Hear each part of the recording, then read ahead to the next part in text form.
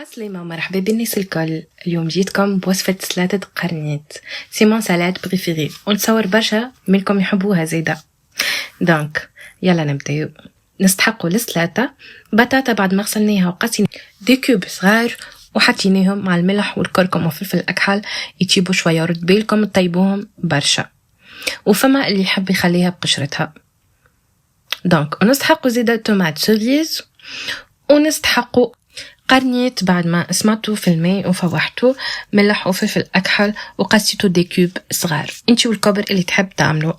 وعنا معدنوس، زيتون تحب تختاروا هكيكا اي نوع زيتون كيما انتي تحب، وعنا زيت زيتونة، وعنا الكرايتة هذية اللي هي تتباع في ألمانيا يفوحوا بها سلايت، وعنا كريم بالزاميك اللي هي تتباع زيدا لنا في الأوروب، اما جو كروا اللي ولي تتباع زيدا في تونس في لي غران سورفاس.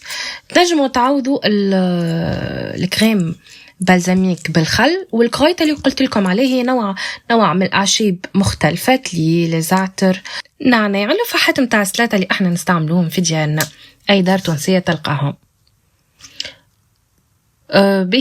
بالنسبه زيدا للوتو، عندنا اللوتو والزبدة اللي باش نحطوها في مقلة صغير ونحطو فيه البطاطا متاعنا ونفوحوها بالزعتر والكليل والملح والفلفل الأكحل، ما تكثروش من الملح شوية.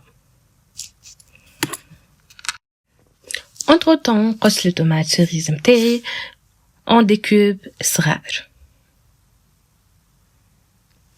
وناخذ القرنيت متاعي ونقصو كيما انا نحب، كسوات دي كوب صغار ولا كبار ولا فما اللي يخليهم مسوي بعض. ولهنا نجي نحط الزيت متاعي الصوص اللي باش نفرح بها السلطه متاعي. دونك كيما قلت لكم تنجموا تعوضوا البكوه هذيا بشويه نعناع، شويه زعتر، شويه ملح، شويه فلفل اكحل، وباش نعصر شطر كعبه قارص فيه. طبعا نبدا نفوح السلطه متاعي، نحط القرنيت والبصل الربعي هذيا، تنجم تكثر تنجم تحط شويه كيما انت تحب، ونحط لي تومات سوريز متاعي، ونبدا نزيد في المكونات متاعي الكل. البطاطا ماذا بيكم كي تهبطوها من الغاز، والا وهي على الغاز تحطوا فيها شويه المعدنوس هكا باش يسيب الفوحه متاعو. سامحوني الصوص اللي قلت لكم عليه تحطوا فيها فص ثوم، وفما اللي ما يحبش الثوم غير ما يحطوا، اما راهو يفوح. نحط كعبة الزيتون متاعي، فما اللي يحطهم مقصوصين وفما اللي يحطهم هكيكا كعب، ونحط الصوص متاعي اللي فوحتها. اوبس